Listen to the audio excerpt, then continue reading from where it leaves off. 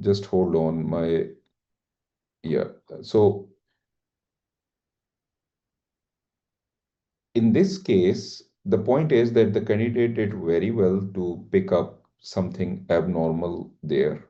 Please remember that nobody is, stopping you to. Please remember that the patient presented with headache.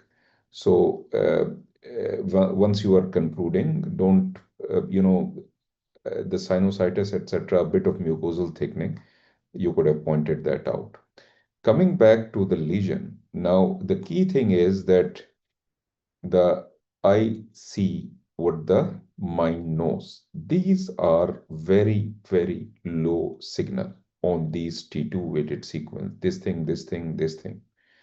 And surrounding that, now this is intraconal, and the age is quite an advanced age. It's a chronic type of a finding.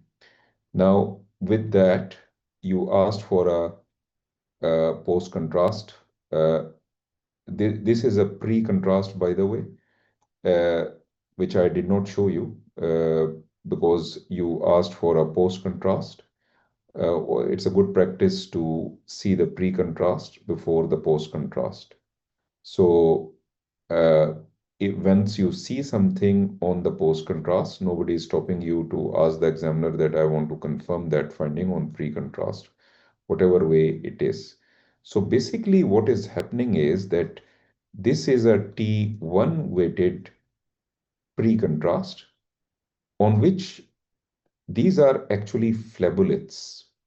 And these phleboliths have got now high signal, as in marrow type of signal, uh, even on this T1 weighted sequence. And this is a fat saturated T1 weighted sequence.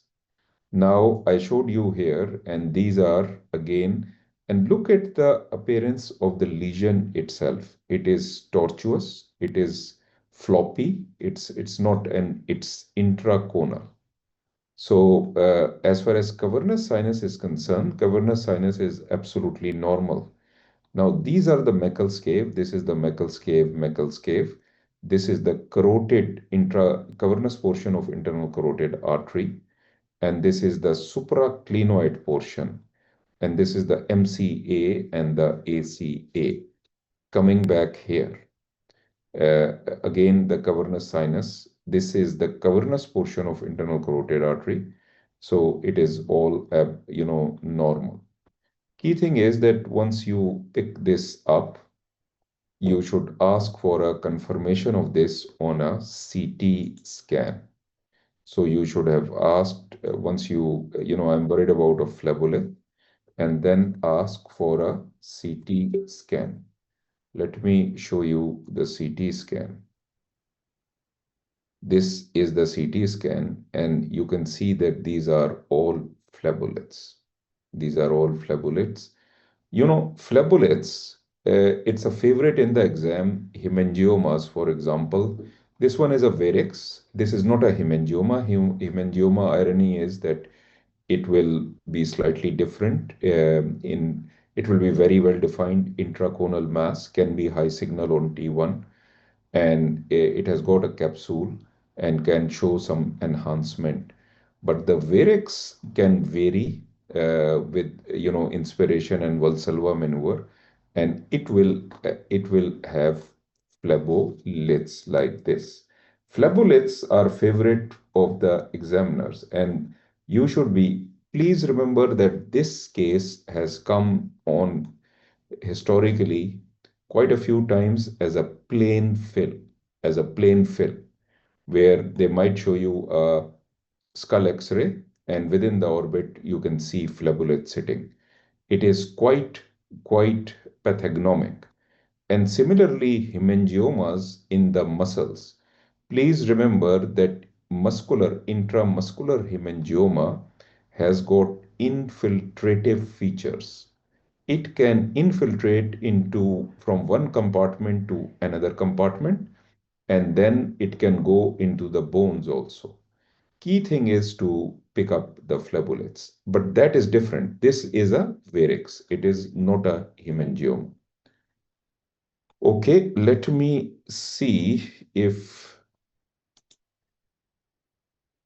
any other candidate, there are two candidates which are missing.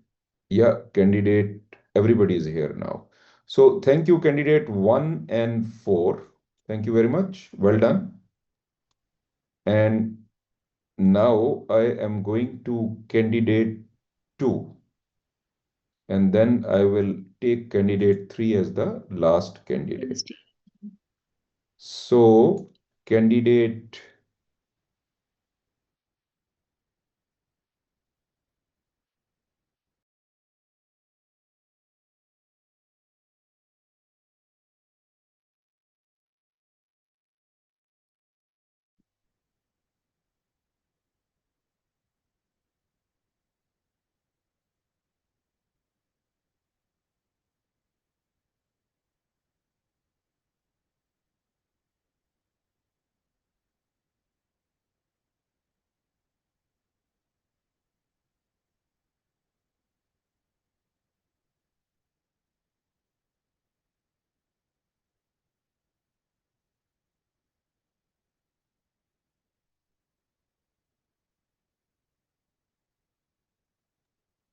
candidate 2, are you with us?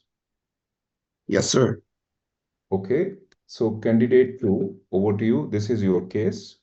This is a 37-year-old female. Over to you. Yes. Can I request control, please? Yes, you can ask.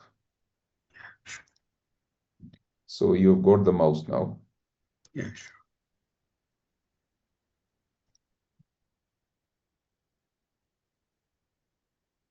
Okay. So I would like to take a moment to scroll through the images before giving my observations. And this is an MRI T2 axial images of a female. As I can see,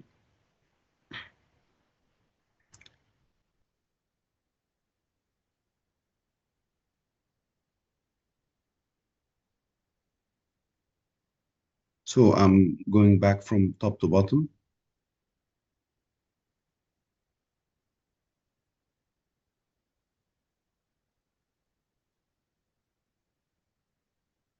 So there is a bulky uterus with multiple fibroids, low signal fibroids.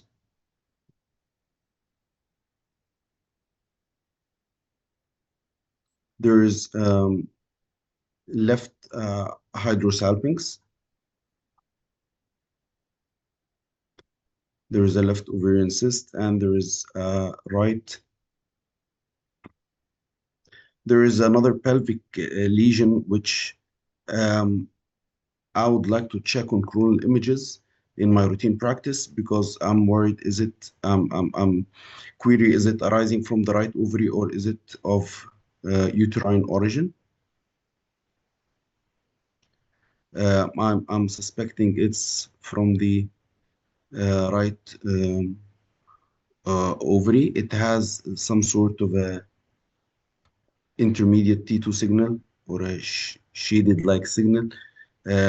If coronal T2 images are available, I would like to observe them, please.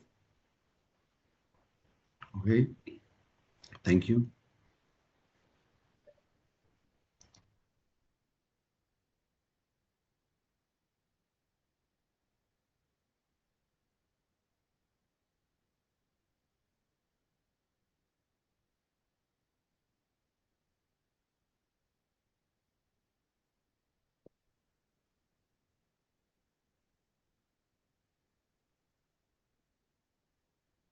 So I still do have my suspicions. Uh, Either this is serosal uh, pedunculated fibroid, which or it's either an ovarian lesion, um, a right ovarian lesion. Um, Otherwise, the findings confirm my suspicions of a bulky uterus with multiple fibroids and left hydrosalpinx. I would like to check, please, contrast images. T1 post-contrast images if available. And till now, what is your diagnosis? Well, my diagnosis, I'm suspecting it's either of ovarian origin, of right ovarian origin, or of uterine origin. My suspicion would lie between pedunculated serosal fibroid, which seems to have some form of twisting or along its neck, or either it's a right ovarian lesion. In such cases, it's a bit problematic to differentiate between them. So I'm trying to look Okay, for I'm contrast. giving you a post-contrast sequence. Thank you, sir.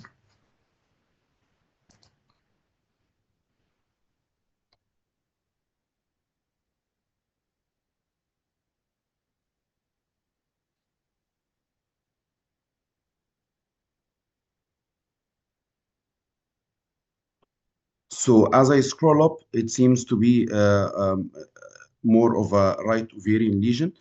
And of course, I would like to confirm this on pre-contrast images to identify whether this is and now it lies. I'm suspecting a right Hold ovarian on, lesion. hold on, Yes, please. Don't yes, uh, don't yes, sir. move your mouse. I've given you a pre-contrast. Thank you.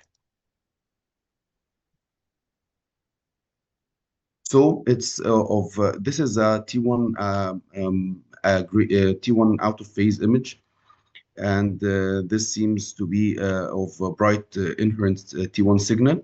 So this is either blood, or it's either and it's either a hemorrhagic cyst or endometrioma. Now my conclusion would be that these are bilateral endometriomas with left. I can also appreciate that there is also this is hemosalpinx in the left side. So this is probably because of the T2 shading effect. These are bilateral endometriomas with left hemosalpinx. So And what is but what is happening on the right side? So there is also hemosalpinx on the right side, and this is an endometrioma in the ovary. It's bilateral hematosalpinx and a right endometrioma, right ovarian endometrioma with a bulky uterus Okay, and thank you. you're Thank you. welcome, sir. Okay, so this is a case of deep pelvic endometriosis. And the fine touch is that you have to develop your eyes to pick up findings very clearly. Now, when you do a gynae MR, this is please remember that these days they might not even show you all sequences. They have preloaded sequences which they want to show you, and they might show you the sequences which they want to show you. Having said that, uh, now this is a T1 weighted sequence. Let me take you through it. This is correction, this is a T2 weighted axial sequence. Now, this is the urethra, this is the vagina, and this is the anal canal. Now, as we are going superiorly, you can see that this is the cervix, and then this we see the endometrial cavity. In the endometrial cavity, we have got IUCD. Now, with that, we have got multiple fibroids. Fibroids can be location-wise three types: submucosal, and then subserosal and intramural. And there can also be a submucosal pedunculated fibroid, which you might not pick up on a single sequence, but that is an exam type of a thing where it goes inside. So you can ask for another plane. So this one appears submucosal, this one appears submucosal, but and some of them are intramural and this.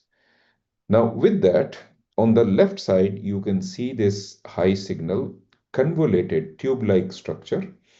So this, if you trace up and down, you can see it is convoluted and means it is so a T1 weighted sequence must be asked. You have to see a T1 weighted fat saturated pre-contrast before you ask for contrast.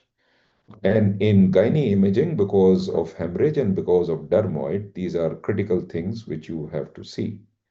Now, this is classical shading. This is shading on a T2 weighted sequence. And again, if you see even on this T2 weighted sequence, it gives you this convoluted type of appearance. So, and with that, there are multiple cysts which are in the ovary. So, this is also a dilated hematosalpinx. But with that, the marks are for deep pelvic endometriosis. Look for look for deposits of endometriosis which are adherent to the rectum, for example. And look here, where I am pointing out, axial is not a good sequence, but I'm just showing you that you have to see things which are happening. Look here, what is happening. Now, this is the rectum. Look at this and how it is tethered. Where it is tethered? It is tethered to the posterior surface of the uterus. And here, what is the signal intensity? It is low signal intensity with punctate high signal intensity foci. So this is a deposit of endometriosis sitting there, which is tethered to the sigmoid colon. And you can see multiple adhesive bands. This thing here is the peritoneum, which is thickened. Lot of adhesive bands. So this is classical deep pelvic endometriosis on an axial. Nobody is stopping you to ask for a sagittal. This anatomy is best seen on the sagittal. Now, this is the sagittal. Sagittal is, if you ask me, which is the top sequence for gynae, it is the sagittal and T2 sagittal. Now, if you see here, this where is the cervix? So very interesting that because of the lie of the uterus, the cervix is sitting here. And so from here, if we trace it upwards, you can see this IUCD, and you can see this submucosal fibroid, and another one here. And whenever you see deep pelvic endometriosis, you have to rule out possibility of adenomyosis, and that should be your pertinent negative. And you can only rule it out. The best sequence, of course, is sagittal, and at times you will have to correlate with the axial and the coronal. In there, you are looking at the junctional zone, and the junctional zone, thickness should not be more than 1.5, but in this case, it is not like that. Here, just concentrate on the posterior surface. Look here. This is the sigmoid colon, and you can see how it is tethered, where it is that, just what I was showing you on the axial, and how these adhesive bands are applied on the serosal surface of the sigmoid and of the posterior surface of the uterus. And with that, you can see this left-sided hematosalpinx and right-sided hepatosalpinx. And even here, you can see that lot of adhesive bands around the right side of the uterus. As a pertinent negative in these kinds of cases, always look for right and left. For example, fancy finding if there is some deposit on the bladder or not. Because you might uh, diagnose it very well, but having said that, the marks are for findings. And the more findings you pick up, the more marks you get. So if we see the T1 weighted So this one I had not shown you. I had shown you this one, which is this is T1 weighted fat saturated sequence. So everything is blood. So right-sided hematosalpinx, left-sided hematosalpinx. The ovaries are sort of kissing ovaries. We call them kissing ovaries, which are adherent to each other. If you ask me, is there a role of contrast? There is absolutely no role unless there is some secondary infection, etc. There is no role of contrast. You can all diagnose it on T2 weighted and one fat saturated T1 weighted sequence. Okay, so just wanted to show you a simple case with multiple findings. And please remember in this case, so whenever you have got deep pelvic endometriosis, uh, mention the what we call, the adhesive bands, deposits, etc. And then adenomyosis and endometrioma. So in this case, there are endometriosis. In this case, there is what we call endometriomas, but no adenomyosis. I think I forgot to point out that look at these adhesive bands. You see how they are tethering to the and going right and left. So very, very bad case. So this is endo, deep pelvic endometriosis. Okay, let's go to the next case.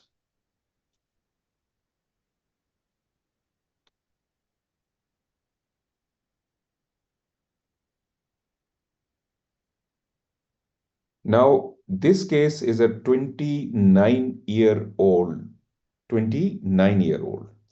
presented to A&E with dyspnea, very unwell patient, and with acute abdomen.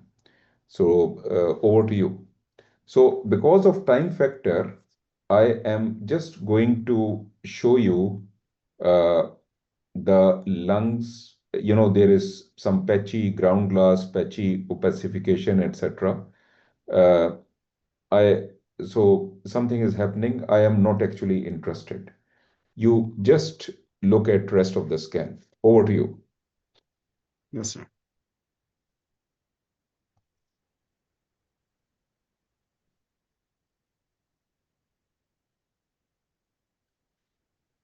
So may I ask for control again? Yes, please. Ask. Yeah, it's with you. Thank you. So these are axial CT cuts of the chest, abdomen, pelvis of a 29-year-old patient who's unwell.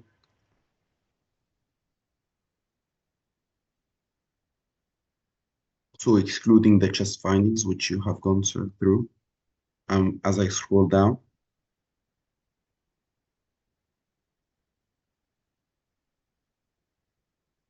I would like to take a moment to scroll through the images before giving my final observation.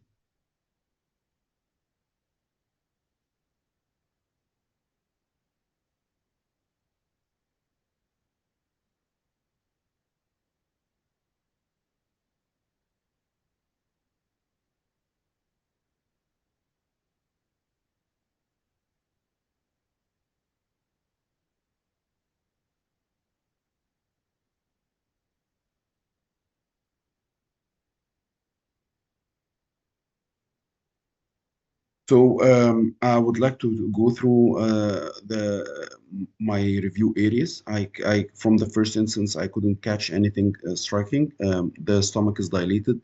The organs, liver and spleen, appear unremarkable.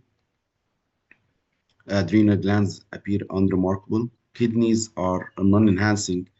So the aorta is enhancing, but there seems to be thrombus in the rest of the aorta at the level of the renal arteries, and both arteries seem devoid of any enhancement. I think it's the left rather more than the right.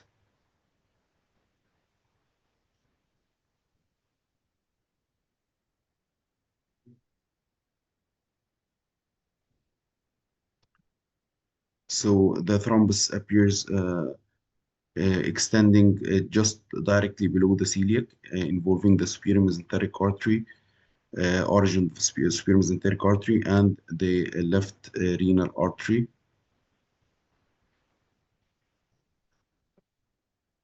And then there is refilling of the aorta below this level.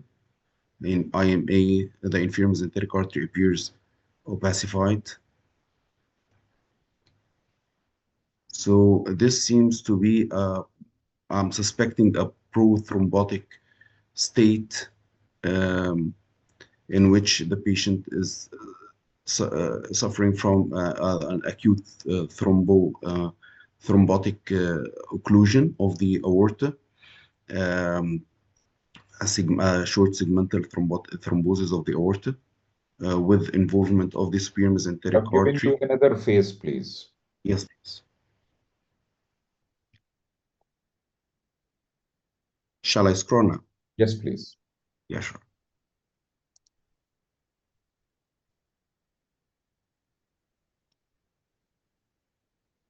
Just look at the organs.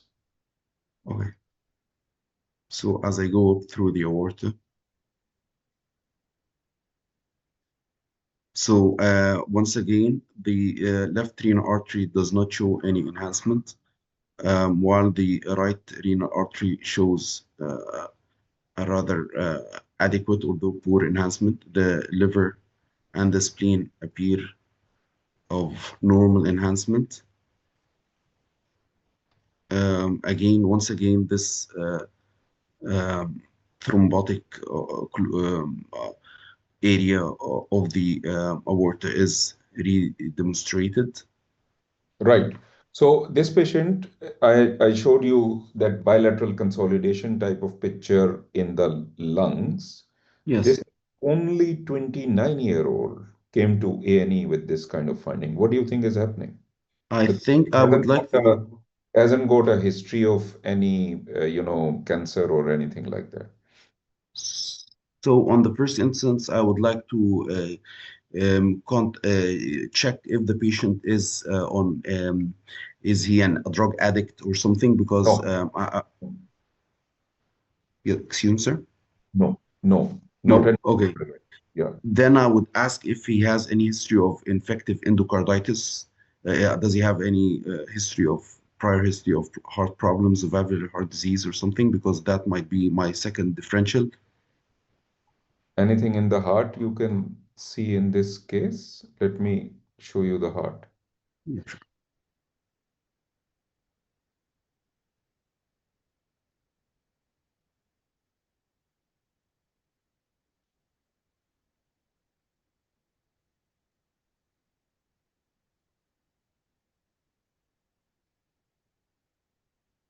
You can scroll, please. Yeah, sure.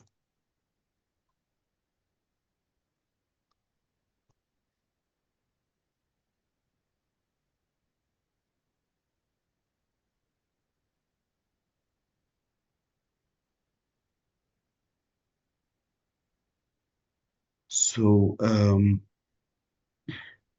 I cannot really appreciate anything specific in the heart, although the myocardium of the left ventricle might be thickened. Right. So There what are might be you going some to, hypodensity. Yeah. what will you advise? I would advise echo correlation and cardiac examination, cardiac review, Okay, cardiology thank review. you. Yeah, you're Thank welcome. you. Yeah. You got the diagnosis right. Actually, what happened in this case is that the patient is such a young patient, presented to A&E very unwell, and the patient had endocarditis. Now, I think the left ventricular function was not great, and that is why a bit of consolidation is happening. Now, a, but though in this particular case, there are not classical features of endocarditis on a CT scan, but you are right that one can infer that as if there is a bit of thickening, but this is very non-specific. So I will not jump to anything because An LAD infarction can look like this, but it was not an LAD infarction. Having said that, you did well because you advise an endocardio. Having said that, beware of a case given to you in the exam where there will be finding of endocarditis or an abscess at the root of the aorta, etc. In this case, then what has happened is that there is an acute embolic, you know, thrombus. And we can see that the celiac artery, uh, the origin is involved. Now, one thing which you missed was the spleen on this arterial phase. Now, you said that spleen is very tricky on arterial phase.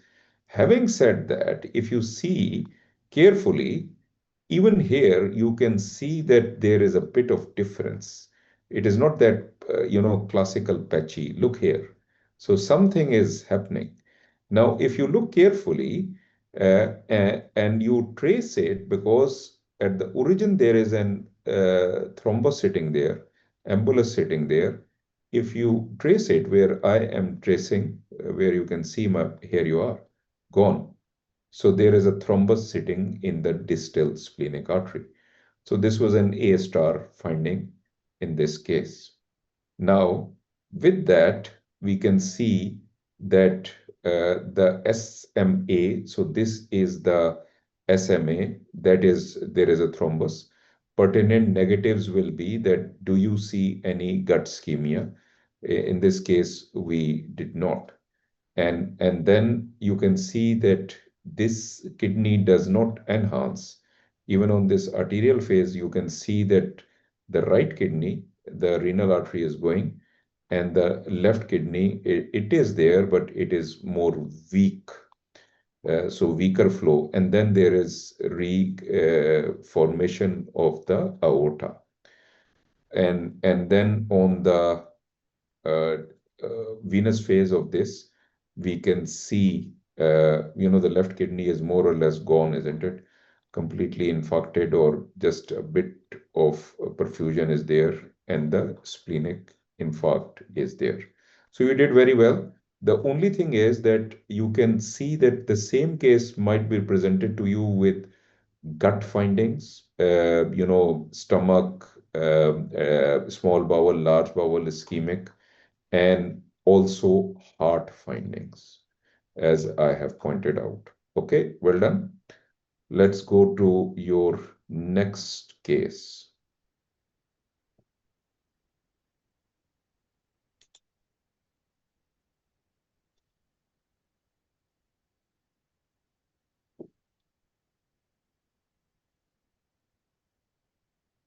Now, uh, in this was candidate two. You were candidate two, correct? Yes, sir. Okay, so last time you asked me a question, is the patient drug addict? And I told you no. This time I'm giving you the history that this is a 28-year-old female. The patient is drug addict and she has come very disoriented. She is very photophobic, uncooperative, doesn't open her eyes. So over to you. Yes, sir.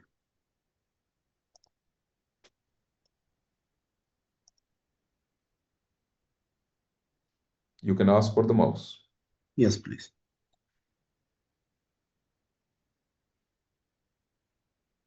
So the last patient was 29, and interestingly, this is a 28 years old young patient. Requested, sir. Yeah, you've got it. Thank you. So these are axial T2 images of the brain in a 28 years female with of known addict history. She is complaining of photophobia. So I would like to take a moment to scroll through the images before giving my final. There seems to be it's not moving with me. Okay.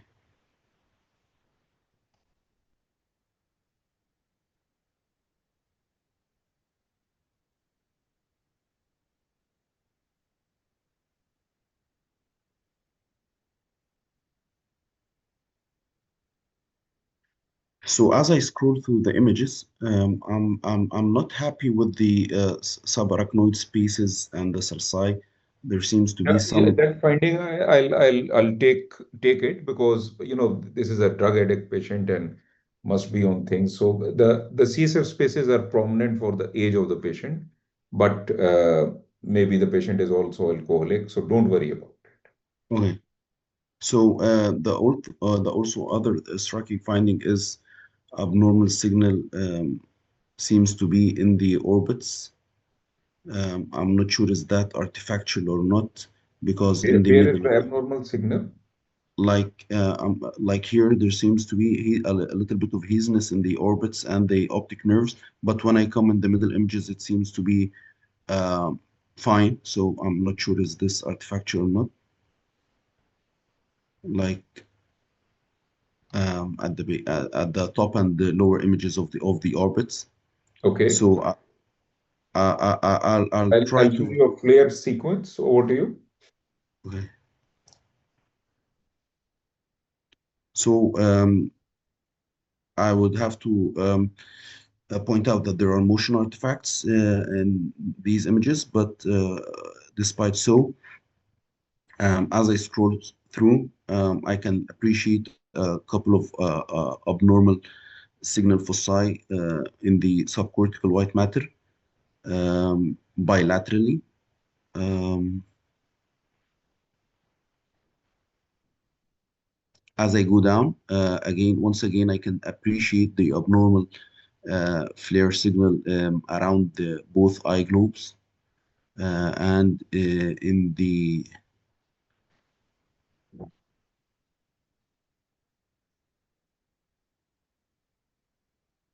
What we'd like to see next. I can also appreciate there is a loss of the normal signal void of the left internal carotid artery. Mhm. So this at once alarms me to think of a dissection because it seems to be involving that left internal carotid artery all through from its distal from its petrous segment and up through its cavernous segment and clinoid. So I'm worried about a dissection or an occlusion in that. So I would, after finishing my review of those flare images, I would think at once to look at the T1 FATSAT axial images to appreciate this, and then the contrast images. And so I'm going to finish. So I've got a Go ahead, T1, sure. which is a coronal T1. Over to you. Okay. So here I can appreciate again, this confirms my suspicions. There is complete loss of those normal signal void,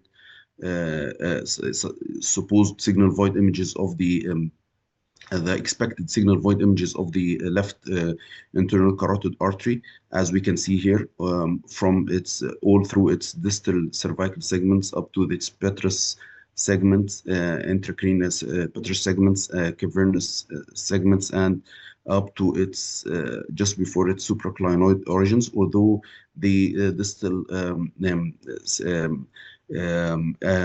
and A1 segments appear uh, again, they return back the normal signal void signal, although attenuated. However, the cavernous sinuses also seems a bit expanded. There's complete loss of like expansion of that cavernous sinus too. So I'm suspecting that there is an occlusion of that vessel, and I'm suspecting it as as an occlusion rather than a dissection. Although that would be confirmed on T1 fat side because of the expansion. There's some sort of expansion of that vessel, not just a matter of a dissection. Plus, there is no history of trauma, so I'm suspecting more some um, um, uh, drug addict related vasculopathy, infective vasculopathy.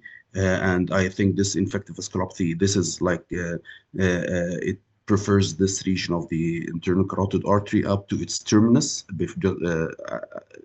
up to the terminus of the internal carotid artery, just before the distal bifurcation into the ACE and the MCA.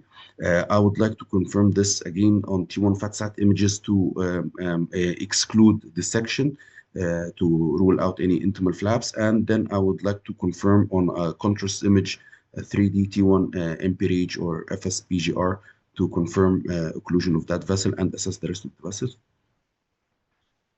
So I'm presented with T1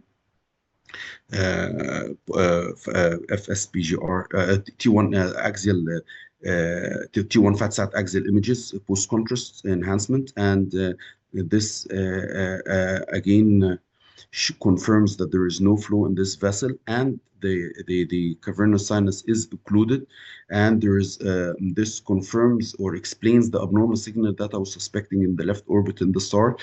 There seems to be occlusion of that. Or there is engorgement of that superior ophthalmic vein.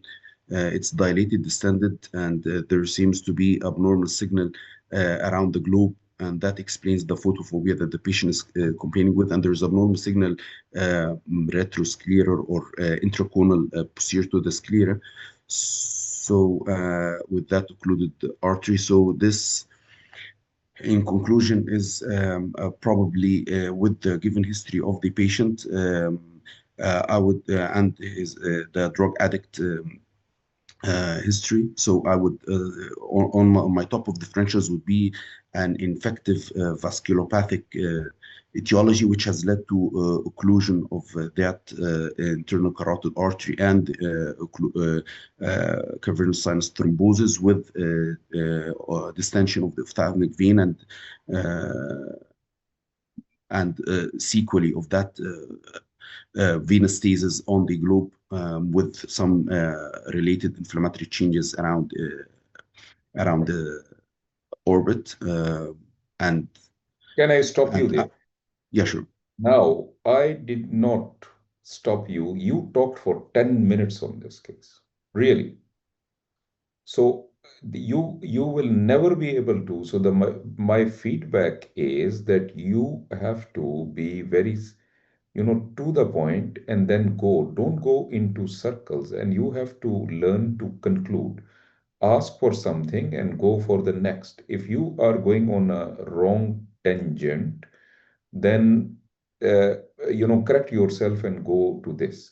This is a case of uh, basically uh, when you saw this, you just made up your mind that this is a dissection and things like that. By the way, dissections doesn't happen in this portion of the internal carotid artery. Remember that. They happen, in the neck. So and from there onwards, so for example, describing the MCA or ACA on a T1 weighted sequence, nobody does it. You don't see them. Nobody is expecting you to say that. So till you saw this, you were doing very well, and then you went off tangent. So I did not stop you so that this is a feedback. You don't have to, you cannot do that in the exam. The time is very short, and you have to be very crisp and sharp with your thinking, with your description. Because 3 or 4 times you went into ICA and you vasculitis and things those things are left for the conclusion. So let me now uh, uh, take you through the findings. In this particular case, please remember the signal void of the internal carotid artery should be part of your pertinent uh, uh, you know protocol. Develop your eyes to always see this. And so this is missing on a T2 weighted sequence. Actually, you could not pick that up. Now your mind was going fine because you thought that something is happening there, which is fine. But the main thing on this scan, which I wanted to you to pick up, was this thing: loss of signal. Now this is the petrous portion, and then this is the cavernous portion. Now, after that, this is the flare sequence. Now, on the flare sequence, the key thing is the root cause analysis is that whatever is the main pathology is actually in the orbit, and that is causing everything else. Now, on this, again, you can see this thrombus, and this the cavernous portion is thrombosed. On this, if you can see, this is the choroid, and choroid is high signal. Part of the sclera is this. Now, here, I actually asked you a question, what would you like to see next? And you asked for a pre-contrast T1. So on this pre-contrast T1, if you see here, you just see the same thing, which is the thrombosed carotid, which you had picked up. And then there is distension of this cavernous sinus. And what does it tell you? That something is happening in the cavernous sinus. If you see this cavernous sinus, this is the internal carotid artery, this is the wall, and this is very distended.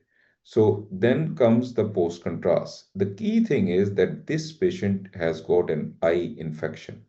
This is pan ophthalmitis, in which everything is on fire. And this is the whole of the choroid. This is the sclera. This is the sclera. Everything is on fire. You can see that the retrobulbar fat is enhancing. Everything is enhancing. So what comes to your mind? What comes to your mind is now this is a vessel which is the one of the veins, and if you compare it with the other side, that is also so the hypothesis is that whenever in this area, in head and neck area, orbit or the nasal cavity, etc., whenever there is infection, it can go into the cavernous sinus. So there is cavernous sinus thrombosis. Why is there cavernous sinus thrombosis? If you see on this axial sequence, this is the cavernous portion. This is the outer cavernous sinus outer portion, the inner portion, and it is completely thrombosed. Just like a venous occlusion anywhere, when there is acute thrombophlebitis, it will show you distension. And so what is happening then? What has happened is that secondarily, the this is an infective cause of the acute thrombosis of the internal carotid artery. Just like a mycotic aneurysm of the aorta, this is something like that. That because of the panophthalmitis, there is cavernous sinus thrombosis. That cavernous sinus thrombosis has caused obstruction or occlusion of the internal carotid artery. I did not show you coronal, but having said that, the axial I think was the best sequence because here the patient has moved a lot. Having said that, you can see, this was on the axial. This patient did not survive, I think, 2 or 3 days or 4 days down the road. We lost her. Okay, thank you. Well done. Thank you. Now, uh, please remember, time is now more important in the exam than it was before. And each examiner has got only 15 minutes to show you 3 cases. And that is why they sort of have got limited sequences, and they at times will push you. So time is yours, and try to learn to, whatever is relevant, just tell that and go to the next thing if you want to ask for anything, things like that. Okay, the last candidate I think is candidate three. Candidate three, are you with us? Yes. Yes, sir, I am Okay, here. candidate three, this is your case, which is the patient is 72-year-old male, has got diabetes. They are worried about right limb ischemia, and they have done a CTA. So I want you to concentrate on the with this clinical limb ischemia. Over to you. Okay, can I have the control, please, sir? Yeah, please ask for mouse. I don't know how to ask. Candidate 2, can you tell candidate 3 how to ask for mouse? And in Yes, future, anybody who volunteers, you should know that. We have put it in the group so many times, and even there is a guide on the group, Yes. PDF. Candidate 2, over to you. Please guide her. yes, sir.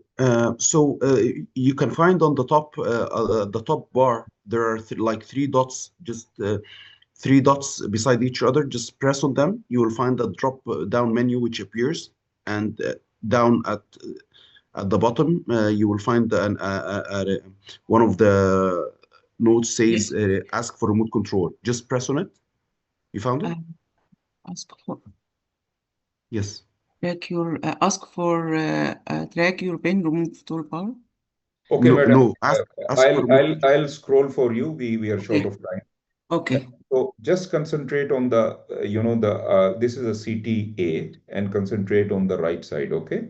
Okay, So I am presenting with CTA for a patient coming with a lower limb ischemia.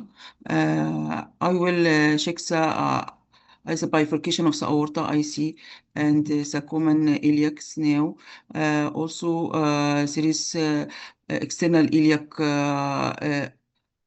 I can see here there is the external iliac vein. It is thrombosed. It is thrombosed, while the right one is patent and the external iliac artery is patent on the left side. So madam, the symptoms are on the right side. The right symptoms side, are on okay. the right. I see here there is aneurysmal dilatation seen here with is noted with aneurysmal dilatation noted at the superficial femoral artery. Uh, so I tracing the superficial femoral artery down, and then it is duplicated into the posterior tibial and peroneal. So it is patent till the last. I didn't trace the anterior tibial, so I will retain to trace the anterior tibial if it is patent or not. Um, So I'm going back now. So just okay. distally, there was no problem. Yes. Yes, there is evidence of opacification in the artery and vein on the right side. I suspect it is arteriovenous fistula upon the right side because the vein Okay, is thank you. opacified with the Thank artery. you. Thank you. Well done. So if you see in this case, there is an arteriovenous fistula on the right side, and because of that, there was, stealing of blood, and the patient was having symptoms. Now, if you see here, now in the superiormost portion, this is the vena cava, this is the aorta, and you can see that, look at the density of the contrast. Even here, it should not be all that significant. Now, here, they as if they've got equal density of contrast. So this is the bifurcation. So this is the iliac. So as we trace the iliac, it goes here, and this is the vein. And on this side, you can see that the vein is not opacified, which is normal. Here, it is opacified. So what is happening is that here, actually, at this side, uh, there was a demonstrable fistula between the two, and this patient actually had a catheter, angiogram for coronary. in the past, and I think the fistula developed. It was a chronic fistula, which was not picked up, and later on presented with this ischemia type of finding. So this is a chronic dural AV fistula. Okay, well done.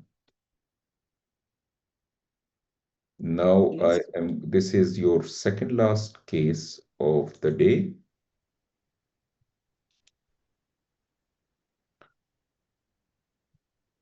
So in this case, this is a 16-year-old. So I'm showing you a MSK MR, 16-year-old Yes. Okay. with left-sided leg pain. Okay. And so I'm going through. Tell me which sequence is this? What do you think this It is? is T1. Okay. I am presented with MRI T1, a patient 16 years old, complain of left leg pain. Here I can see there is evidence of an ossified structure. Just one Uh, second, please. Just one second. You know, the radiographers have put in a capsule where the patient had pain. So this is okay, yes, a a marker. capsule. Yeah. So I'm going to show you up and down. I'll go up and down at this site. Okay.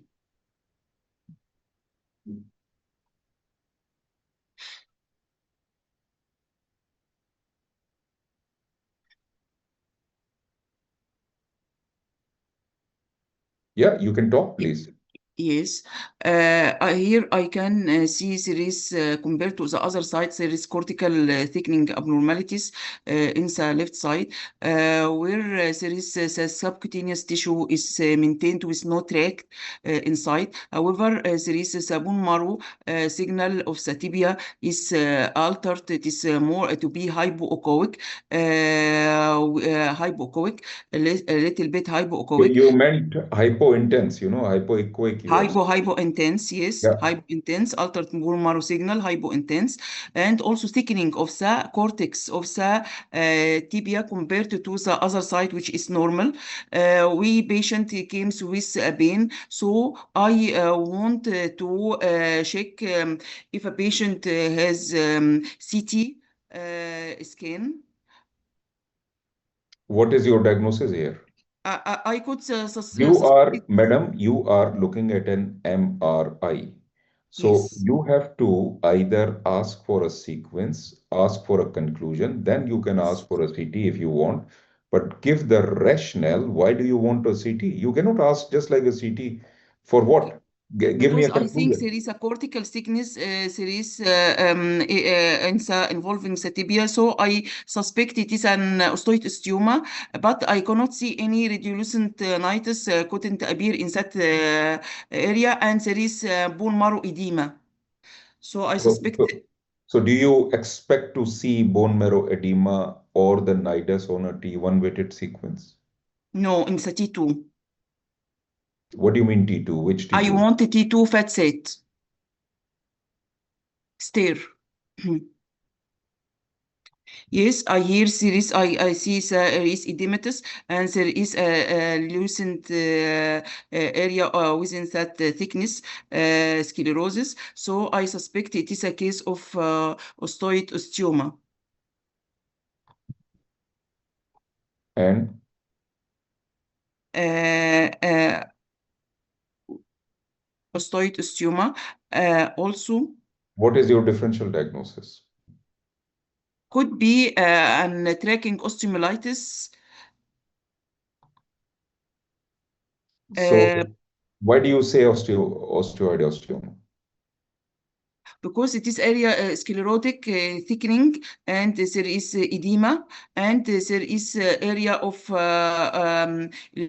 bright intense signal intensity within that cortical thickening, and patient came with pain, classic history of the age of that age, so I suspect it may be a sclerosis around an lucent cortical lesion, so I suspect and maybe it is osteoid osteoma.